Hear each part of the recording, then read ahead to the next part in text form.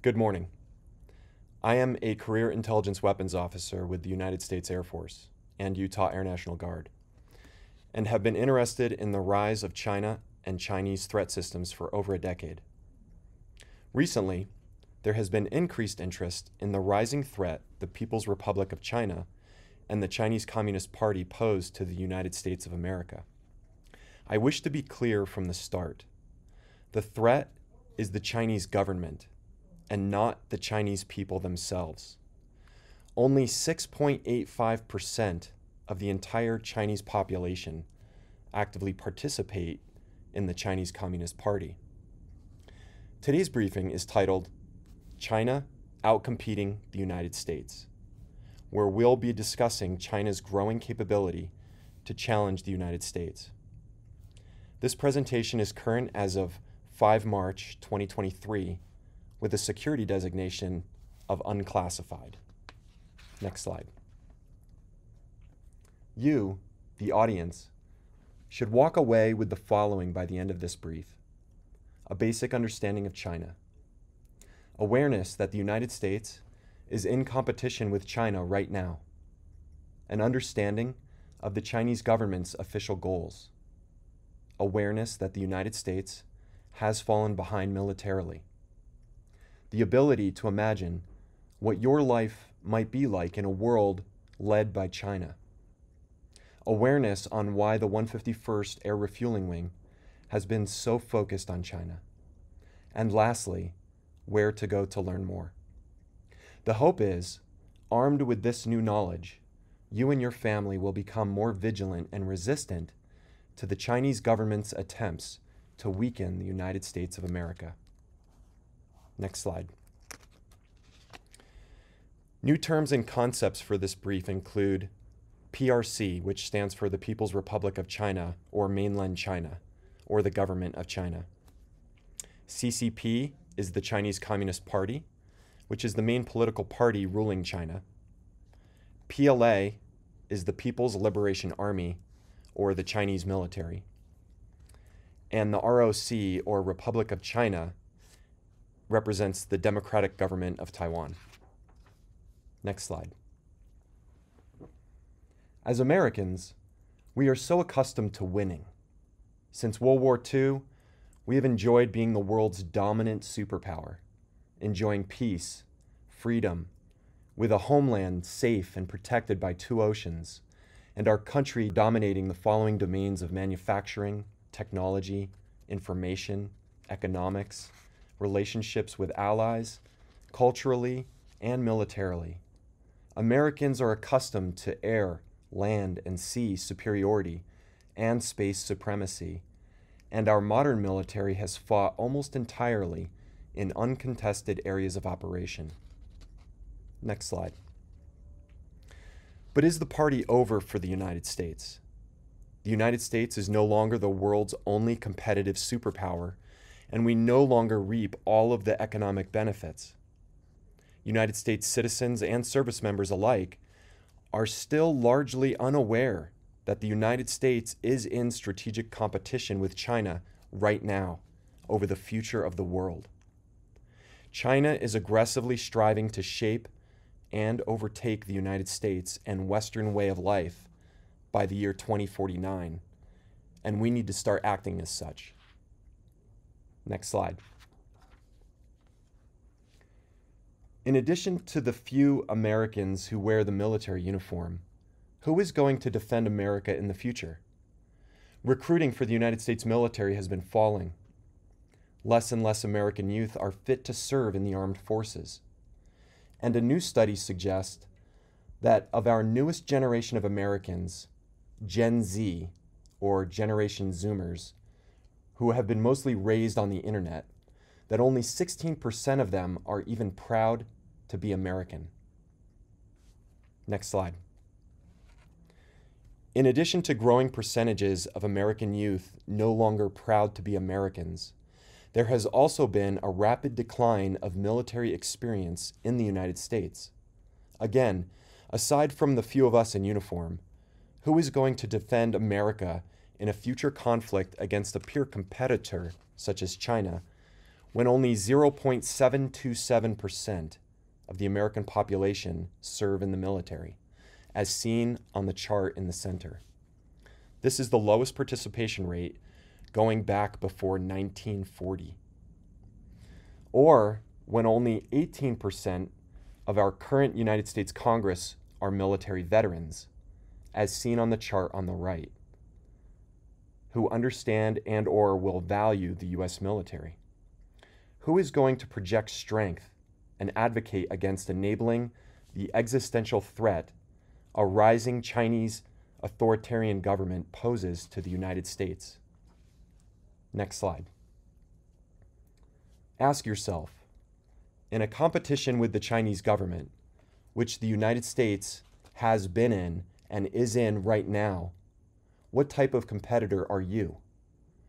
Are you more like the warrior on the left who projects strength and who wants to continue the blessings the last 5 generations of Americans have enjoyed that were mentioned earlier? Or are you more like the fighter on the right who will project weakness instead of strength and concede to the rising power of the Chinese authoritarian government? Next slide. To discern where the Chinese government aspires to go in the future, one should first seek to understand where China is coming from historically. China is one of the oldest of world civilizations, started back in 1250 BC. Over 20 major ruling dynasties have existed between ancient and modern China. The last major dynasty to have existed, the Qing dynasty, reached the height of its glory at the end of the 18th century after having won a series of 10 military victories, resulting in an expansion of China's power and territory. But in the 1800s, China suffered a century of hurt and shame at the hands of Western powers, beginning with China's failed campaign against British merchant opium traffickers. China was ultimately defeated by the Western, British, and French governments and was forced to sign treaties unfavorable to China that included tariffs, concessions, reparations, and loss of territory. From 1796 up until the 1980s, China was not considered a major world power, and its citizens were mostly poor. Next slide. During World War I, China supported the Allies, expecting that their German-held Shandong Peninsula, which was the birthplace of Confucius and is highlighted red on the screen, would be returned to China.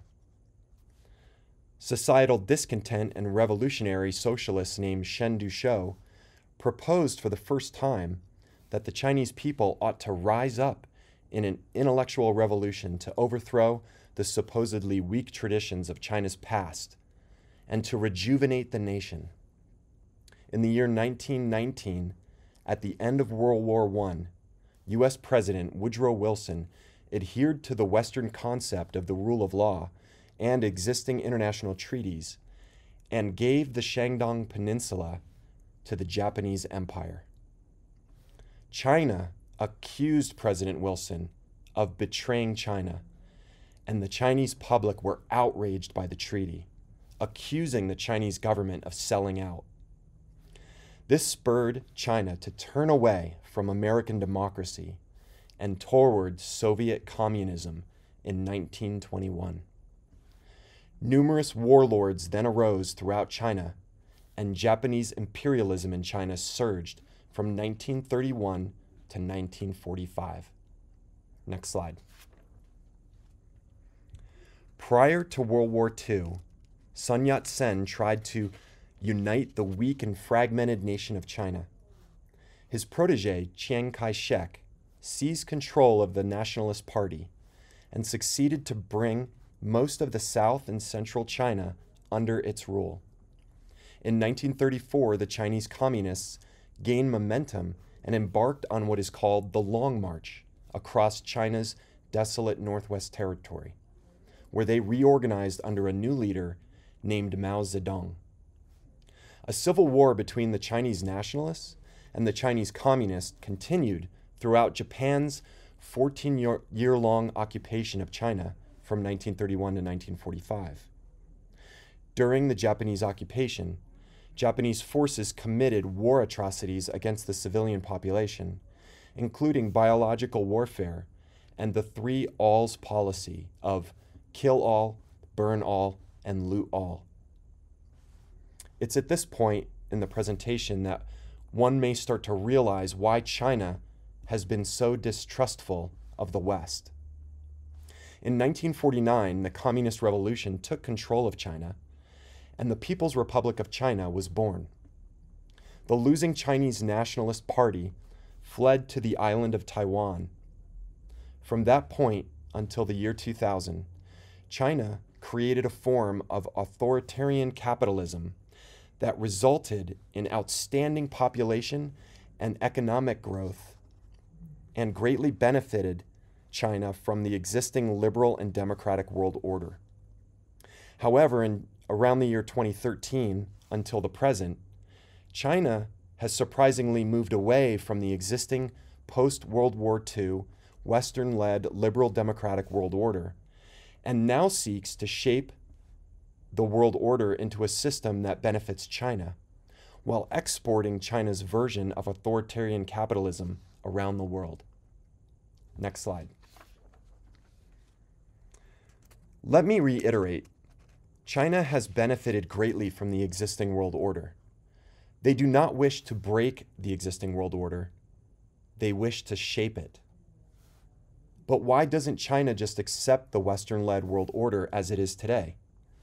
Well, in Beijing's view, a US-led world order in which China is a second-tier power is not the historical norm, but a profoundly galling exception. You see, to China, that order was created after World War II at the tail end of China's century of humiliation, in which a divided China was plundered by rapacious Western powers. The Chinese Communist Party's mandate is to set history aright by returning China to the top of the heap. President Xi Jinping of China said in 2014, quote, "Since the Opium Wars of the 1840s, the Chinese people have long cherished a dream of realizing a great national rejuvenation," end of quote, as was first made popular in 1915 by Chen Dushou. President Xi went on to say that, quote, "Under Chinese Communist Party rule, China will never again tolerate being bullied by any nation, and that the East is rising and the West is declining," end of quote. At the root of comments like these by the Chinese government's leader is a deeply held belief in Chinese primacy as the natural order of things. Next slide. To set history aright, China has established long-term strategic goals to overtake the West. The official goals of the current Chinese government are that by the year 2021, China will achieve the China Dream by building a moderately prosperous society in all respects, with emphasis on poverty reduction. By the year 2025, President Xi's Made in China program will level China with the world's most advanced technological powers, such as the United States, Germany, and Japan. Think for a moment how acquiring the island of Taiwan might help the Chinese government achieve this goal. Then by 2035, China will then become a modern socialist power by boosting per capita income to middle income levels and have a modernized armed forces. Now, this is where it gets very concerning for the United States, because the Chinese government has a goal that by the year 2049, which is the 100th year anniversary of the People's Republic of China, China aims to lead the world in terms of composite national strength and international influence. By composite national strength, China implies they wish to be the world leader economically, culturally, militarily, diplomatically, and informationally. And by 2050, China's goal wishes to become a nation with, quote, pioneering global influence, end of quote, and build a community of common destiny, while possessing the second largest military in the world. In other words, China seeks to replace the United States as the top dog, knock America off its perch, and reorder the world so it better suits China's interests and China's values. China has become a peer competitor and existential threat to the United States of America. Next slide. If China's goals aren't enough to concern you, in 2019, the most influential and authoritative newspaper in China, the People's Daily, announced, quote, the People's War against America, end of quote. And in November of 2022, President Xi created a war cabinet and told them, quote, prepare to undergo high winds and waves, and even for the stormy seas of a major test, end of quote. In addition, a speaker at a senior executive service conference held in Washington, D.C., announced that China has recently been converting shoe factories into munitions manufacturing facilities. And in March of 2023, President Xi warned his population that the United States and the West were trying to contain China, and President Xi asked for the Chinese public sector companies to stand up in this fight against America. China is preparing for military action. Military action against Taiwan or something else. Surely, if an enemy is preparing to go to war against America, the United States would have a counter strategy, right? Next slide. In 2001, the United States National Intelligence Council published a paper titled Global Trends 2025, where they laid out that by the year 2025, China will have the world's second largest economy and will be a leading military power. Since 2001, and with that warning in hand, what has the United States strategy been against China? Other than optimistically hoping China would remain committed to the global economy and play nice with the existing world order. What did the United States do to prepare against a rising China? Not much. The United States was embroiled in a lengthy 20-year overseas counterterrorism, counterinsurgency military campaign in the Middle East. Other than U.S. corporations outsourcing manufacturing and technology to China to increase corporate profits, not much attention was paid to China during these years. So did China have a strategy against the United States? Next slide. China's strategy against the United States has been what China calls comprehensive national power. China's government has leveraged every possible means of national power and influence, yet while avoiding direct military action against the United States. It follows the Chinese military strategist Sun Tzu's wisdom of, quote, weaker forces can defeat strong forces through deception and cunning, end of quote. In 1999, two colonels from the People's Liberation Army published a book titled Unrestricted Warfare. In this book, they proposed how China could destroy a technologically superior United States through a combination of non-military means. They stated that the United States only views revolution in military thought in terms of new technology, but that the United States fails to consider the wider picture of military strategy, which also includes legal and economic factors. The authors argued that the United States is vulnerable along both of these lines. And what we've been seeing is that an emboldened China has been attacking the United States for years using non-kinetic actions such as drug warfare, network warfare, technology warfare, fabrication warfare, economic warfare, psychological warfare, and other means listed on this slide. Let's provide some recent examples. Next slide. In February 2023, a high-altitude intelligence, surveillance, and reconnaissance balloon containing advanced signals intelligence collection sensors launched from Hainan Island in southern China. Within 1 week, the balloon, flying at an altitude of 60,000 feet, was transiting over highly sensitive U.S. nuclear sites. The United States is still investigating the intent, timing, and sensor capabilities, but this is definitely an escalation in China's employment of comprehensive national power. Though this was not the first time China used an intelligence balloon to spy near the United States, China is now emboldened to violate United States airspace with spy aircraft. Interestingly, China's official response to the United States shooting down their balloon off the coast of South Carolina was that the balloon was destined for Hawaii but blew off course, and that, quote, the United States will suffer consequences for destroying the balloon and violating China's national sovereignty, end of quote. Next slide. The first premier of Communist China, Zhou Enlai, was a European-educated military officer under Mao Zedong. He oversaw opium trafficking operations into the non-communist regions of China in the 1950s and 1960s. The communists used drug warfare to get the Chinese nationalist peoples addicted to the readily available narcotics.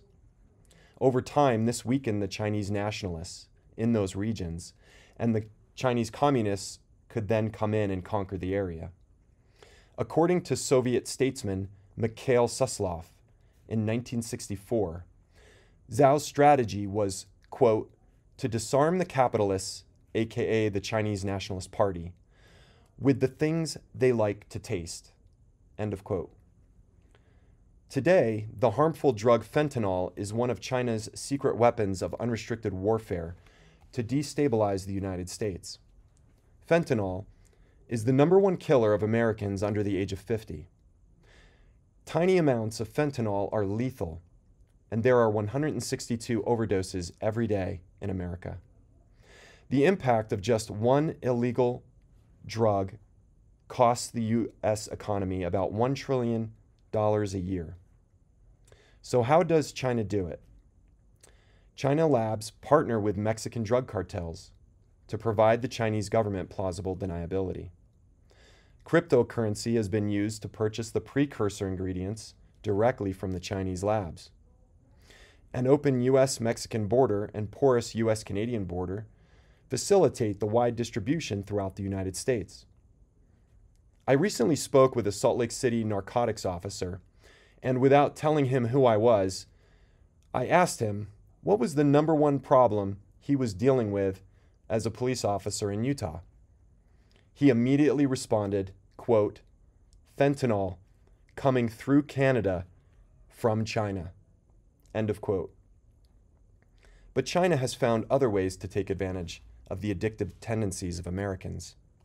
Next slide. China views the information domain as a domain of war, similar to air, land, and space. One only needs to look at how China censors the information accessible to its own citizens. One highly effective method China uses to collect information on U.S. citizens is through the Chinese company ByteDance smartphone app everyone knows as TikTok. In fact, TikTok has become somewhat of a Trojan horse because American families invite the Chinese government to collect their family's information when they download and use the app onto their smartphones. TikTok has become very addictive to U.S. children and has been likened as digital fentanyl. TikTok has 1 billion subscribers as of 2021 and has been downloaded 210 million times in the United States alone. Chinese government intelligence and cyber laws compel Chinese companies to share their data with the Chinese government.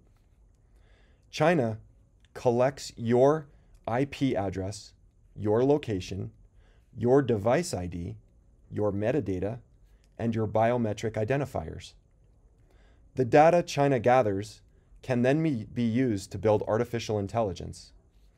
That artificial intelligence can be used to push tailored and harmful digital content onto the smartphones of you and your children, influencing you and your children to destabilize our country with racism riots, eating disorders, political division, drug use, self-harm, and even suicide.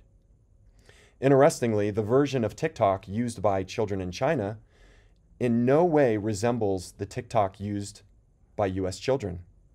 The Chinese version pushes educational content to Chinese children, and it also has curfews to limit Chinese children's time on the app. Next slide. Recall earlier in the brief, the Made in China program, that by 2025, China would level itself with the world's most advanced technological powers? China seeks to accomplish this goal through unrestricted warfare and theft. In July of 2022, the FBI director stated, quote, "China aims to ransack the intellectual property of Western companies so it can speed up its own industrial development and eventually dominate key industries."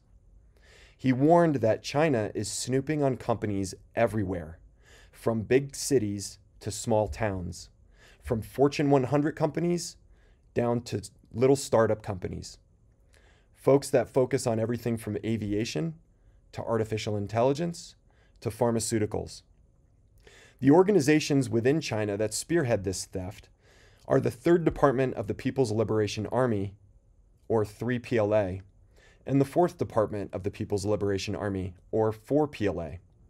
The Fourth Department performs the offensive cyber operations of theft, and the Third Department analyzes and exploits the information that was stolen. In January of 2023, according to the Department of Justice, Mr. Zhang, an engineer and a US citizen, hid confidential files stolen from his employer, General Electric, concerning new gas and steam turbine engine technology. He hid the information in the binary code of a digital photograph of a sunset. Considered to be worth millions, it was sent to his accomplice in China and would ultimately benefit the Chinese government, as well as China-based companies and universities. Next slide. The Republic of China exists on the island of Taiwan, just off the southeastern coast of the People's Republic of China, and has had elected presidents since 1996. The People's Republic of China plans to reunify the People's Republic of China on the island of Taiwan. Reunification is job number one for the People's Liberation Army. China has the initiative, the will, and will choose the method, time, and place. China has enveloped Taiwan in a campaign of diplomatic coercion to undermine the Taiwanese government's legitimacy. China has performed increasingly threatening activities against Taiwan in the air, the sea, and across the electromagnetic spectrum. In 2022, Chinese warplane incursions into Taiwanese airspace doubled. In January of 2023, China flew 52 fighter planes toward Taiwan in their largest show of force on record. Taiwan is China's fifth largest trading partner and owns the world-class semiconductor manufacturing facilities that the rest of the world relies upon. China could then implement semiconductor sanctions against Western nations if they were to in fact overtake Taiwan. CIA Director William Burns stated in February of 2023 that Chinese President Xi Jinping has ordered his military to be ready to invade Taiwan by 2027. Next slide. Why would China invest in developing technology when they can just steal it from other countries? In February of 2023, a Chinese company, the Fufeng Group, proposed purchasing a corn mill in North Dakota. There have been indicators that China has attempted to steal genetically engineered seed corn from the United States to assist China with their food problem. But the corn mill China sought to purchase was also located between two U.S. Air Force bases, one being a U.S. Strategic Command site with nuclear missile silos and B-52 bombers. The Air Force warned the local community that the Fufeng Group has deep ties to the Chinese Communist Party, and that allowing the purchase would be a significant threat to national security. Thankfully, the local community agreed and canceled the purchase. Next slide. This next example may not be an implicit form of unrestricted warfare by China, but still ought to be concerning to U.S. citizens. In 2021, 50 fourth graders from an elementary school in Salt Lake City sent President Xi Jinping letters wishing him a happy Chinese New Year. President Xi Jinping responded with a letter to the Utah schoolchildren, and a subsequent video was produced showcasing the Utah schoolchildren referring to China's president as, quote, Grandpa Xi, and saying, quote, stay strong China, quote. The video was played on New China TV and Chinese social media. Attached to the video was the hashtag Stay Strong China, where one can see videos of Russians and many others from around the world chanting Stay Strong China in response to the COVID-19 pandemic. Is the United States allowing the wrong messages to be sent to its own youth through TikTok and potentially other influence campaigns such as these? Will rising generations of Americans see the threat China poses to United States interests? On the following slides, we'll explore a more dangerous aspect of China's rapid growth: the Chinese military. Next slide. What we see today with China is the largest, most rapid peacetime military buildup and military modernization campaign our world has seen in 100 years. The following slides will only superficially introduce you to the threat China's modernizing military poses to U.S. interests at home and throughout the world. Next slide. But first, in recent news, in regards to China's military, in March of 2023, with President Xi warning of escalating threats from abroad, China increased its military budget by 7.1%, or 1.55 trillion won, equivalent to $230 billion. Premier Li Keqiang told the National People's Congress, external attempts to suppress and contain China are escalating. The military, he added, must devote greater energy to training under combat conditions and strengthen military work in all directions and domains. Next slide. China's military has increased its hard power by not only increasing the size and sheer numbers of its armed forces, but also by its simultaneous modernization in all kinetic domains of war: ground, air, sea, space, and cyberspace. Next slide. The United States once thought China only had ambitions to protect its homeland and be a manufacturing hub for the global economy. However, China has stolen and/or modernized almost every form of air power employed by the United States. For example, the introduction of China's new heavy-lift turbofan-powered transport aircraft, the Y-20, demonstrates that China intends on being able to move its military at least regionally and most likely around the world. Additionally, an air refueling variant of the Y-20, the Y-20U, will enable China's fighters and bomber aircraft to fly much further from the Chinese homeland than in years past. Next slide. But just fielding new systems, no matter how sophisticated, is not the same as building a modern, capable military. Remember, the People's Liberation Army has not seen combat since 1979, but they have watched the United States fight overseas for the last 20 years, and now they're observing Russia fight in Ukraine. China is training up an experienced military. The People's Liberation Army performs military exercises that appear very similar to United States military exercises, such as the Chinese exercise Red Sword, which is very similar to the United States Air Force exercise Red Flag, and the Chinese military exercise Golden Helmet, which is very similar to the United States Navy Top Gun. The People's Liberation Army is rapidly expanding its operating areas and increasing its foreign contacts. For example, China live fires more ballistic and cruise missiles each year than the rest of the world combined, by a factor of 3 to 4 times. The People's Liberation Army has also increased engagements with experienced militaries. Just as important, a few years ago, China began comprehensive structural transformation. They eliminated military regions and stood up 5 geographically focused theater commands. These joint commands are organized and equipped for specific mission sets and are supported by functional commands for logistics, very similar to the way the United States military operates. Next slide. If you've fallen asleep, this is where you need to wake up. In regards to China's military expansion, the next 2 slides are eye-opening. On this slide, we can see that in the year 1999, China had a much smaller military relative to the United States forces that were deployed to the Indo-Pacific theater.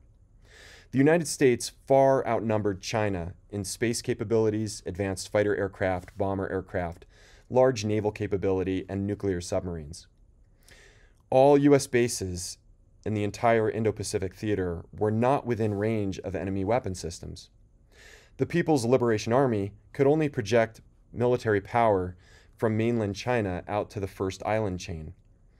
But most importantly, the entire Indo-Pacific theater was free and open for global trade. Now let's fast forward 25 years, while the United States was busy fighting a 20-year war in the Middle East. Next slide. The United States Pacific Air Force projects that by 2025, China will outnumber U.S. capabilities in the entire Indo-Pacific region and in all domains of war. Even with the addition of our allies' militaries, China will still outnumber the United States. China will have the ability to project military power throughout the entire region, not just out to the first island chain. All U.S. bases are now under constant potential threat of attack from China. This military posture by China is called anti-access area denial, or A2AD, because its intent is to limit or push the United States military out of the region. If the United States presence were to decline, it is assessed that the Indo-Pacific region would no longer remain free and open for global trade, which would have a disastrous impact on the global economy and the lives of peoples not just in that region and not just in the United States, but around the world. Next slide. As if that wasn't bad enough, the United States no longer enjoys sea superiority in the Indo-Pacific theater. China has developed a carrier killer missile, or missiles, that can target U.S. aircraft carriers.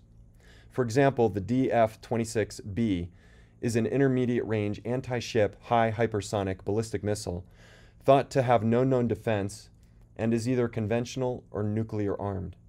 It has a range to hit bases or slow-moving ships like aircraft carriers out to a distance of 2,485 nautical miles and could even target military installations of the United States on the island of Guam.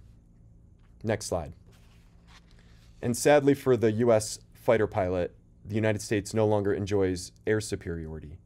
China's new advanced radar-guided beyond visual range air-to-air missile is more capable than the United States AIM-120 AMRAAM missile, which has been the U.S.'s bread and butter for air superiority for the last 40 years. China's air-to-air missile has longer maximum ranges that can target and kill U.S. fighter jets before U.S. pilots can target and kill the Chinese jets. This advantage increases Chinese fighters' survivability, which will quickly increase their force ratio during an air-to-air engagement, making it more likely that the United States might turn and run away. Next slide. U.S. President Ronald Reagan said it best: "We maintain the peace through our strength. Weakness only invites aggression." Deterrence is the action of discouraging an action or event through instilling doubt or fear of the consequences. Unfortunately, due to China's rapid military modernization, China is less likely to be deterred by the United States military, and therefore is more likely to become aggressive and assertive. Next slide. In 2021 testimony before the United States Senate Armed Services Committee, the commander of U.S. IndoPACOM, Admiral Philip Davidson, stated that, quote, China is the greatest threat to global order and stability, that the United States has lost the quantitative advantage, and our qualitative advantage was shrinking across several domains as the People's Liberation Army fields higher quality systems, end of quote. He went on to say that the greatest danger for the United States in this competition is the erosion of conventional deterrence, and that a combat-credible conventional deterrent posture in the Indo-Pacific is necessary to prevent conflict with China and protect U.S. interests and assure our allies and partners in the region. Absent a convincing deterrent, the People's Republic of China will be more emboldened to take action to undermine the rules-based international order that has existed since World War II and maintain a free and open Indo-Pacific for global trade. Next slide. Similar to Admiral Davidson, U.S. Stratcom Commander Admiral Charles Richards said in November of 2022 that, quote, competitors like China are outcompeting the United States. He said, as I assess our level of deterrence against China, the ship is slowly sinking. It is sinking slowly, but it is sinking, as China is more capable, putting capability into the field faster than we are. We used to know how to move fast, and we have lost the art of that. The only advantage the United States has left is our undersea capability, meaning our submarines. Next slide. In 2023, the Heritage Foundation conducted a review of U.S. military strength and produced a detailed report rating the overall strength of each U.S. military service. The report rated the United States Air Force as, quote, very weak due to problems with retention and pilot production, extraordinarily limited cockpit time, old aircraft with an average age of U.S. fighter jets at 32 years old, and that the pace of new aircraft and new modern aircraft being too slow. The report stated that the U.S. Air Force will struggle in a conflict against a peer competitor. It also rated the U.S. Navy as weak due to the declining number of ships in the United States Navy's inventory in relation to China's growing Navy, and the importance the United States Navy will play in a conflict with China in the Indo-Pacific theater. Thankfully, the United States Nuclear Force and U.S. Marine Corps were rated strong. Hoorah! Next slide. The current unclassified order of battle comparison between the United States Air Force and People's Liberation Army Air Force shows that the United States Air Force has a total of 2,099 operational fighter aircraft spread worldwide, whereas China has 1,333 fighter aircraft in Asia. The United States Air Force has 152 bomber aircraft spread worldwide, whereas the People's Liberation Army Air Force has 120 bomber aircraft in Asia. The United States Air Force has 555 air refueling tankers spread worldwide, and the People's Liberation Army Air Force has 14 in Asia. And lastly, the United States Air Force has 274 strategic airlift aircraft worldwide, whereas the People's Liberation Army Air Force has 58 in Asia. The nature of maintaining a worldwide capable expeditionary U.S. joint force means the United States Air Force may not have as many military aircraft in the Indo-Pacific theater as China. Next slide. The U.S. naval fleet is also falling behind the Chinese Navy, and the growing Chinese Navy is increasingly deploying more worldwide, as opposed to the Chinese Navy's past confinement to coastal seas. China currently has a larger naval fleet than the United States, although a larger percentage of Chinese ships are smaller naval vessels. However, China has a much bigger shipyard capacity than the United States and is increasing the Chinese Navy by 60 ships. China can accomplish this faster than the United States because China has more available skilled manpower and less restrictions, regulations, and economic pressures than the United States. Next slide. The loss of U.S. conventional deterrence is one thing, but the additional loss of U.S. nuclear deterrence adds a whole nother level of risk. China turns out 7 for every 1 naval ships the U.S. produces, and China will have the first all-nuclear powered battle groups. China is developing 6th and 7th generation fighter aircraft, and China currently has an estimated 1,516 nuclear warheads compared to the United States and Russian agreement to limit their inventories to only 1,550 nuclear warheads. However, it is assessed that by the year 2030, China may far surpass the United States with an estimated 4,000 plus nuclear warheads. Since 2013, China and Russia have shared their nuclear targeting data. China and Russia have integrated their early warning systems, and China and Russia have held 5 nuclear bomber exercises together in the year 2022. Oh, and China also stole all of the US Trident missile data. Next slide.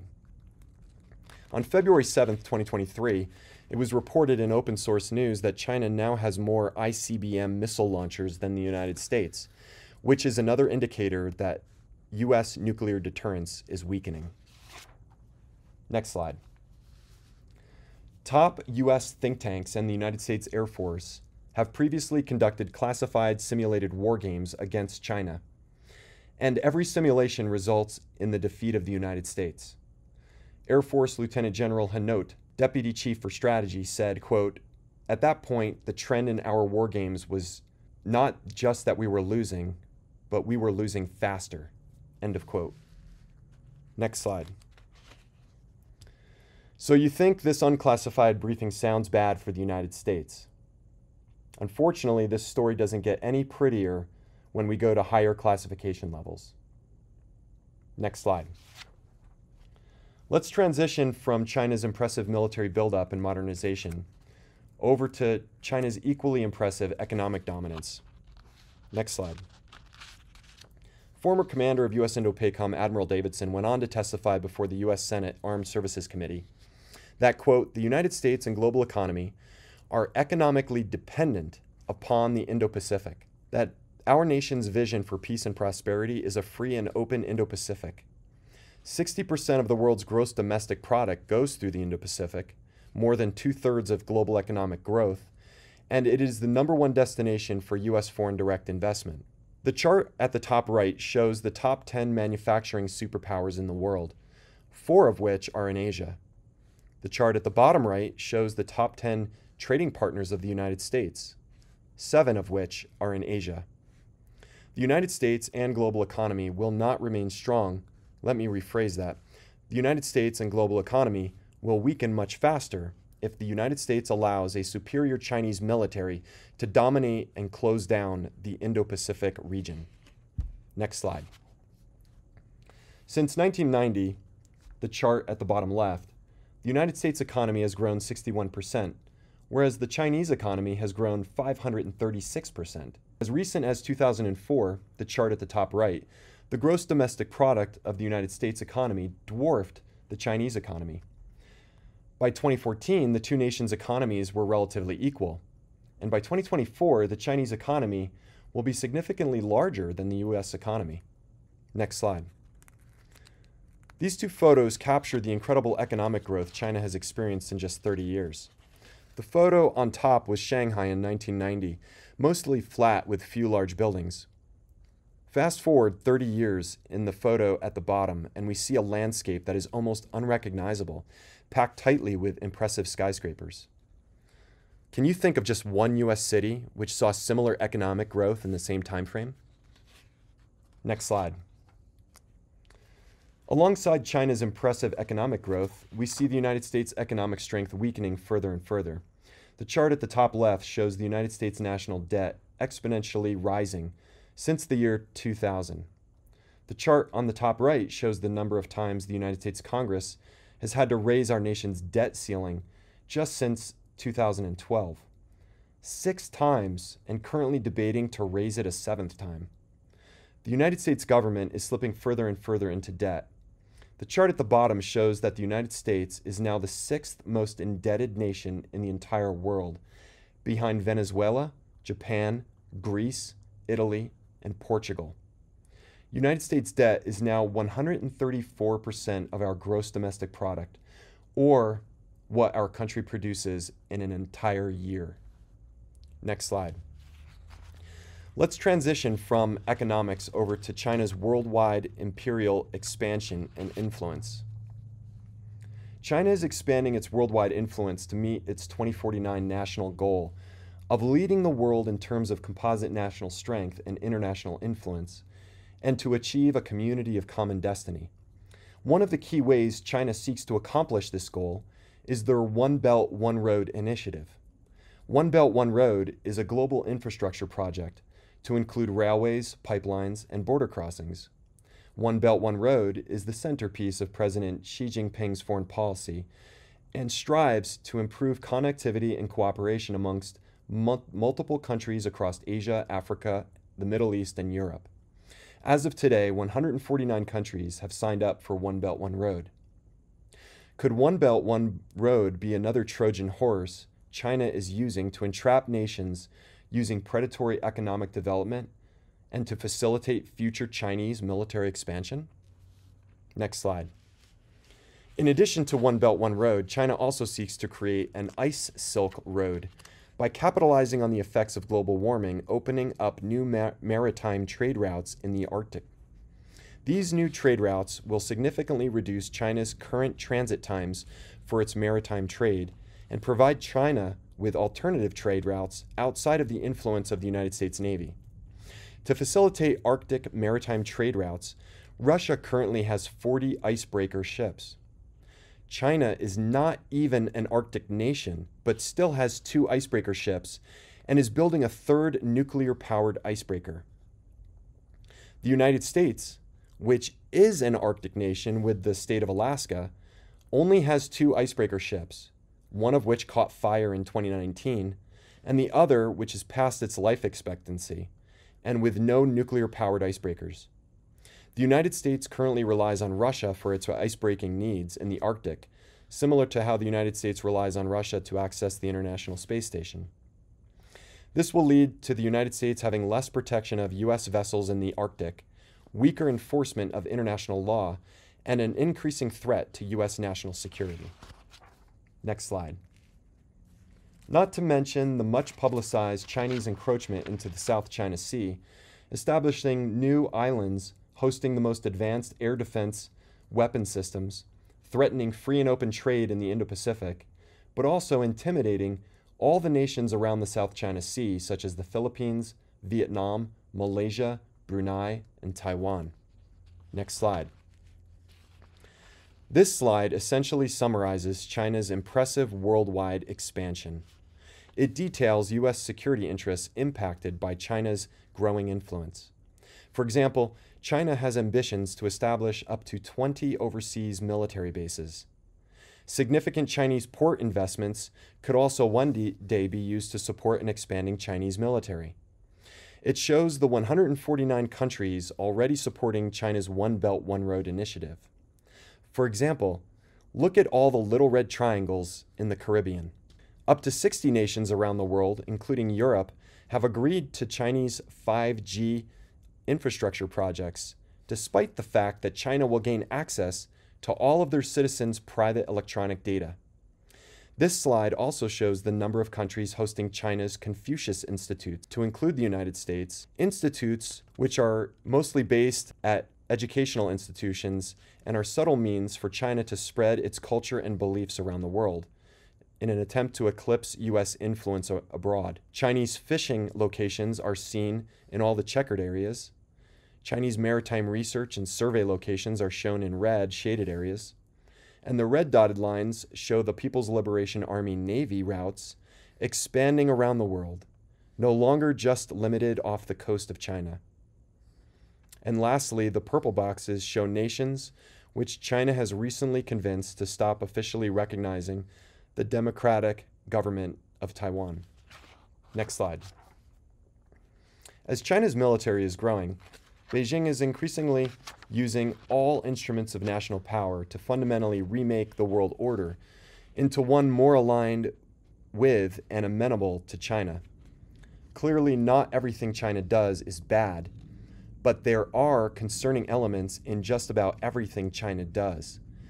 This slide identifies 12 areas where China's behavior can be and often is malign. The first set group of behaviors that seek to expand Chinese authoritarian systems and philosophies: corruption, including bribery and coercion, increasing pervasive and intrusive population monitoring and controls, expanding inside China and now being marketed to authoritarian regimes around the world, erosion of personal and institutional freedoms, persecution of ethnic minorities or other party wishes to control the 1+ million Uyghurs in re-education camps.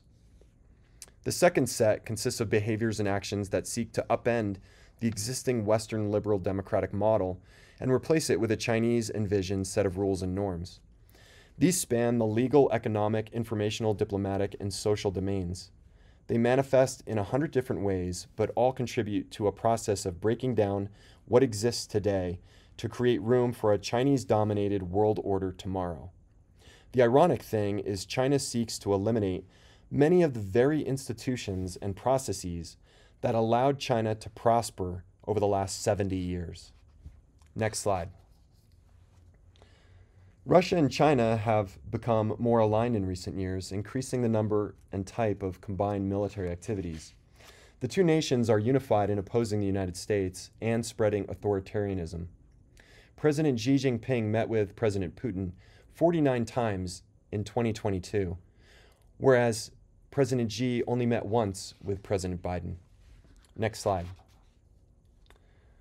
What is the return on investment for the United States after sacrificing 20 years of blood and treasure in the Middle East during the War on Terror? In June of 2022, President Biden flew to Jeddah, Saudi Arabia, and was greeted with a fist bump by an unsmiling Crown Prince Mohammed bin Salman. The Crown Prince had even said he doesn't care what President Biden thinks of him. He even publicly embarrassed President Biden at a televised roundtable where he did not provide the increased oil production President Biden had just pleaded for and did not heed U.S. warnings about Chinese tech companies gaining access to Saudi IT systems.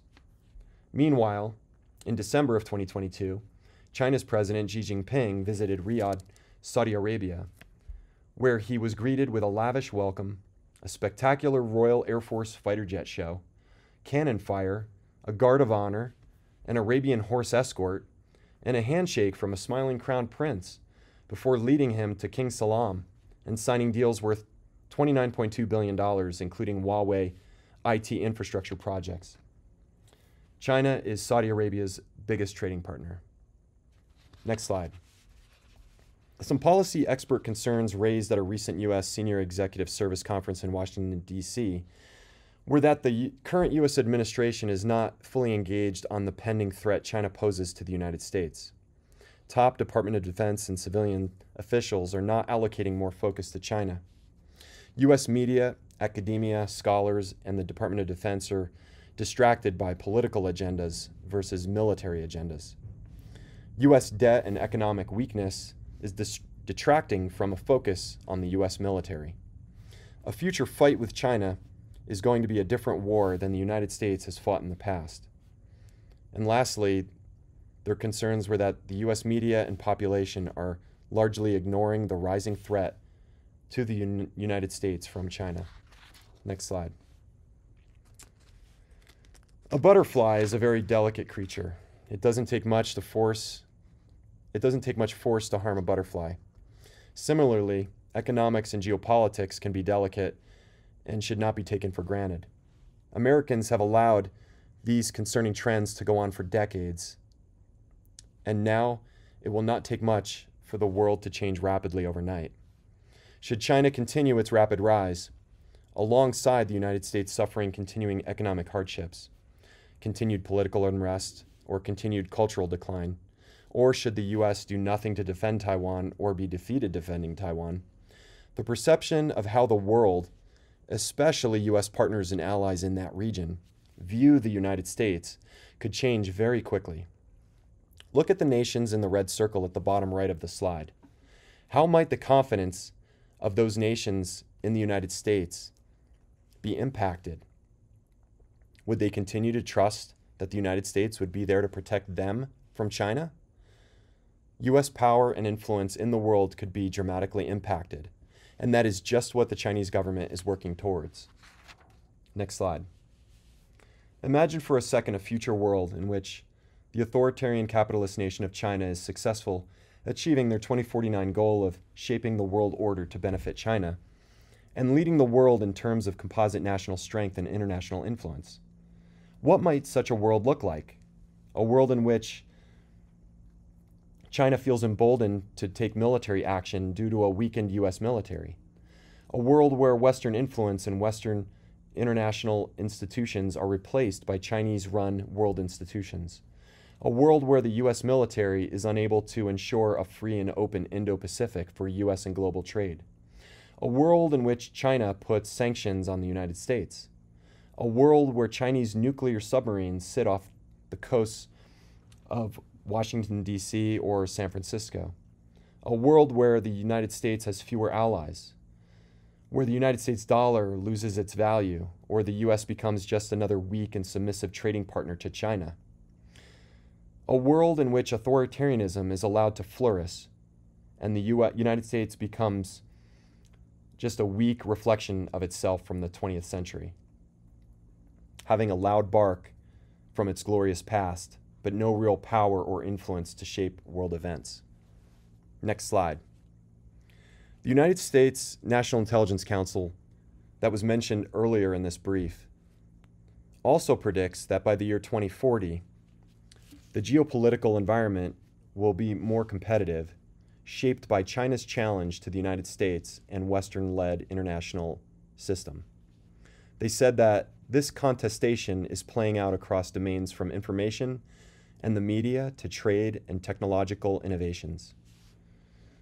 They went on to say that ongoing trend in the erosion of democratic governance will continue during at least the next decade and perhaps longer, and that key democratic traits, including freedom of expression and the press, judicial independence, and protections for minorities, are deteriorating globally, with countries sliding in the direction of greater authoritarianism.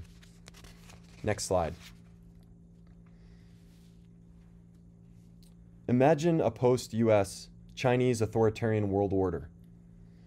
A world in which US citizens are no longer able to watch shows such as Love Island or travel to take their Insta selfies in Tulum. Next slide. But wait, there's hope. Not everything is going the Chinese government's way.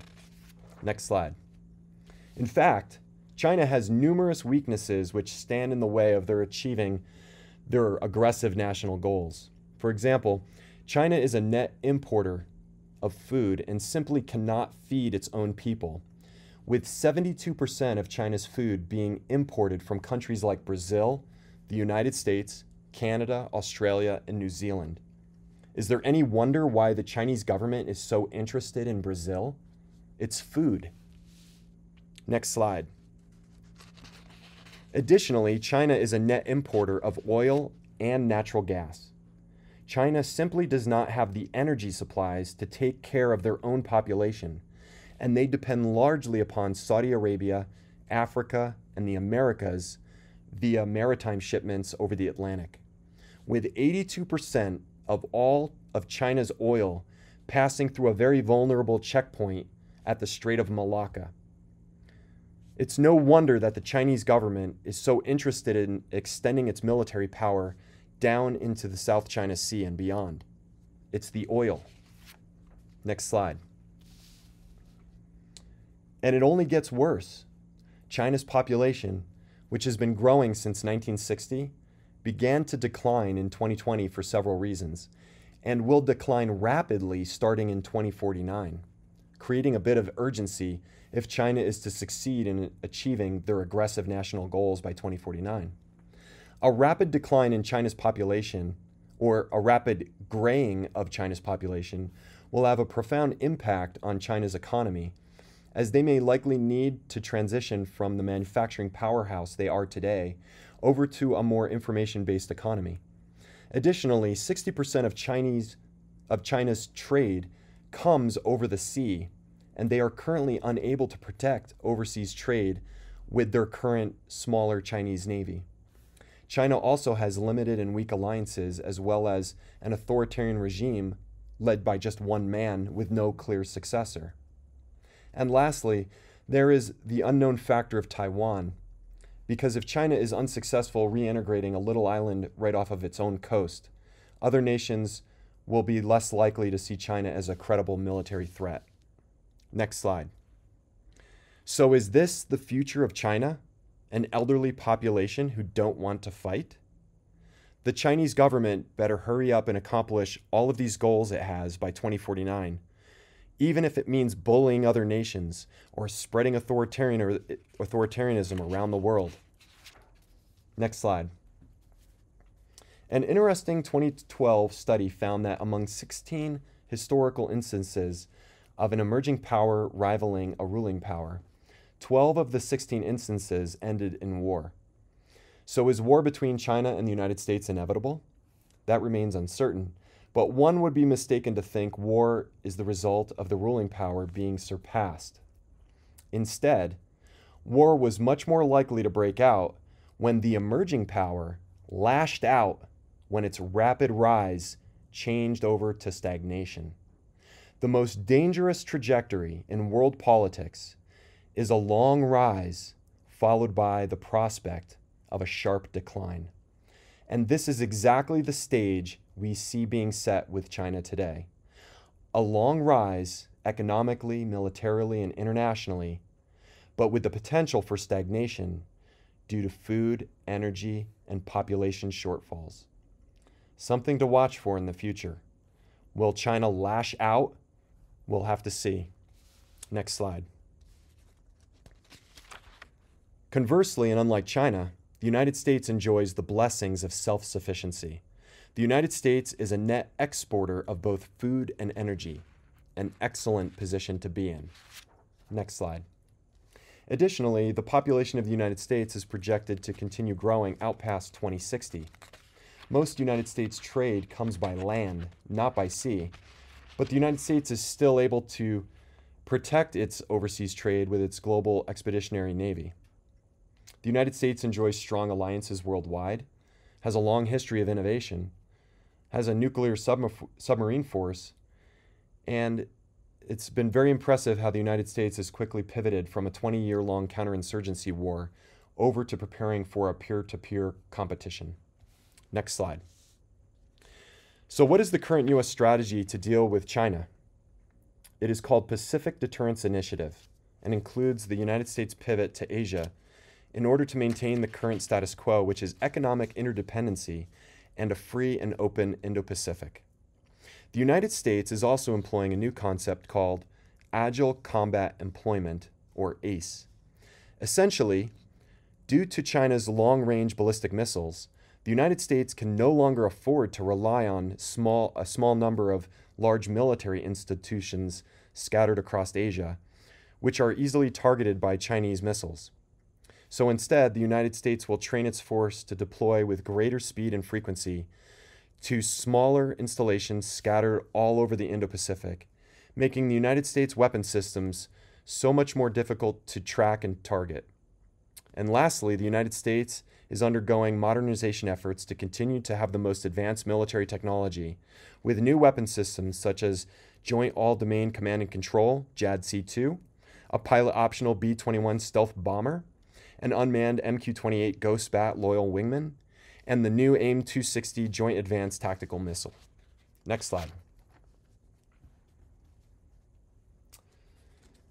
Additionally, the United States Navy is developing an unmanned aerial refueler called the MQ-25 Stingray, which is a much-needed weapon system in the Indo-Pacific where the distances between land are so large.